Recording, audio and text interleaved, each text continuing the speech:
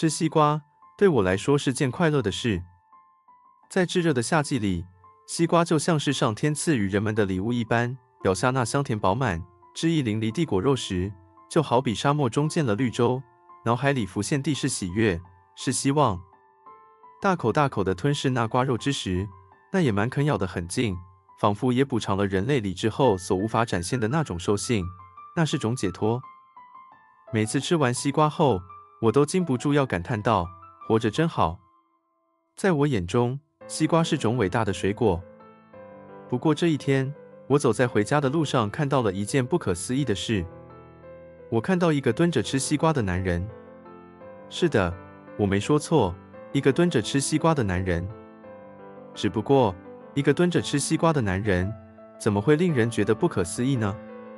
很多事都可以蹲着做，像是看书、打电脑、打电话，甚至是打毛线，如果你不觉得热的话。令我惊讶的是，那个男人的脸上竟然露出了忧愁的表情。天啊！吃西瓜这么愉快的事，他怎么可以有这种忧烦哀愁的模样？这简直是亵渎了吃西瓜这件神圣的大事。除非他的西瓜有问题，我快步往他面前走去。我走到了他的面前，他抬头看了看我，而我却没注意他。我关心的是他手中的那片西瓜。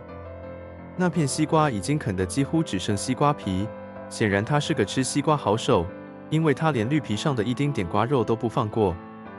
于是我从残存的瓜皮中判断，他手上的那片应该是那娇小可爱又诱人的小玉西瓜，而且入口的滋味一定是令舌尖跳动，内心赞叹不已的那种。李武虾米待制，他的唇边还有小玉身子残存的可口之意，但不在他满脸忧愁的脸上，却像是被遗弃的后宫粉黛一般，令人不忍。你喜欢吃西瓜吗？我忍住内心激昂的情绪，表面冷静地向他问道。李喜地公废话哦，我当然假意虾西瓜啦。他舔了舔嘴唇后说道。你说国语好不好？我台语听不是很懂，其实我听得懂，可是我要面对的是吃西瓜这么重大的事情。我听他讲台语的口吻有点轻浮，所以要求他讲国语，不是我龟毛，而是无可厚非啊。哦，不好意思，我是南部人，说习惯了，那我说国语好了。我是很喜欢吃西瓜啊。不过你我好像不认识耶，干嘛问我这个问题？他的年龄看起来和我差不多，应该也是在享受自在的大学生活，不过怎么会在吃西瓜时一副哀怨的样子？你觉得西瓜是什么？我认真地向他问道。西瓜当然是水果啦，不然是什么？他像一般人理所当然地说。不，你错了，西瓜是人参。我义正言辞地向他说。什么？西瓜是人参？那是不是韩国高丽参啊？他说完后大笑不已，笑声传遍了整个巷子，附近的狗听到了都一阵阵地吠了起来。你倒说说看，西瓜是什么人参？他笑完后问。你看，西瓜那翠绿的外表，刻画着一条条黑色的纹路，不就像代表着人生虽布满荆棘，但只要我们持续地走在那绿色大道上，在突破了所有的困难后，看到的将会是那剖开后晶莹剔透的果肉，那就是我们将会得到的果实和收获。颜色有红有黄，可是也不就正如人类般的男女有别，各有长处。我开始向他说着西瓜中蕴含的人生道理。继续，他不可置信地看着我，但表情还是有点不以为然。你再看，西瓜切开后的切片状态，也是代表了人生主要的3个阶段。当我们吃下第一口时，味道是最清新、最甜美的，那是诉说着我们孩提时受父母照顾，生活自在无虑的时候，纯真到接触任何东西都是新鲜，都是有趣的。有道理，他渐渐认同地说道。在吃到一半时，会发觉布满着西瓜籽，这就像人生在奋斗时必须要经过的磨练。这时我们不是选择勇敢吞下，就是选择逃避吐出。然而不管吞下也好，吐出也罢，我们还是会继续吃下去，就像人生的路一样要走下去，因为我们知道这是我们要克服的一段，不管用什么方式都是要度过的。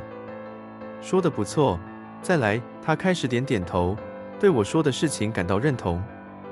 在越过这一段考验之后，我们获得了许多的人生历练，眼光不再狭小，对事情也不再吹毛求疵，就像西瓜吃到了底端，虽不像刚吃时那般甜美，但我们却可以肆无忌惮地大口咬定，对困扰着我们的东西不再介意，不再执着，因为那些西瓜子，人生中的阻碍，都已经消失了。他感动得说不出话来，只能用不断的点头来回应。到了最后，果肉都吃完了，只剩那一片残存的瓜皮，就像是人生到了尽头，生命已经结束一般，留下了一副没有灵魂的躯体，但我们却是无牵无挂地走了，完成了我们这一段不凡的人生。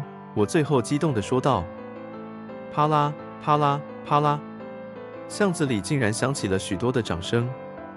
一些欧吉桑、欧巴桑老早就拉了凳子坐在旁边听了，一旁玩耍的孩童不知所以然地跟着拍掌，也有不少的阿公阿妈从午睡中醒过来，探头看看发生了什么事。我不好意思地摸了摸头，一一点头向他们致意。喂，那个男人突然唤了一声。如何？我往下看，对他问道，因为他还蹲着。那你来找我就只是为了说这些吗？他疑惑地问道。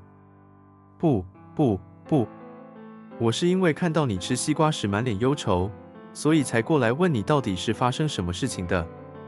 是哦，既然被你看到，那就跟你讲好了。你看到我前面那个洞没？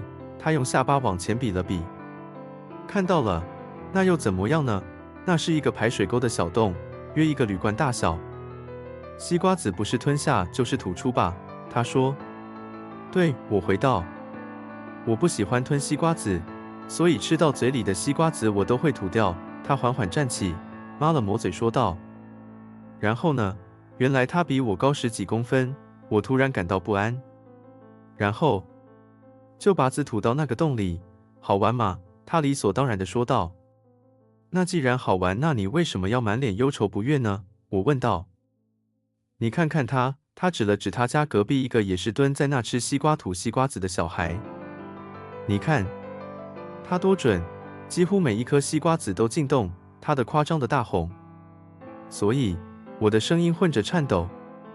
我以为他年纪小一定吐不准，我可是练了10几年呢。所以就和他赌了1克牛排，没想到我看到了他的眼球里遍布着血丝，手臂上的青筋浮动，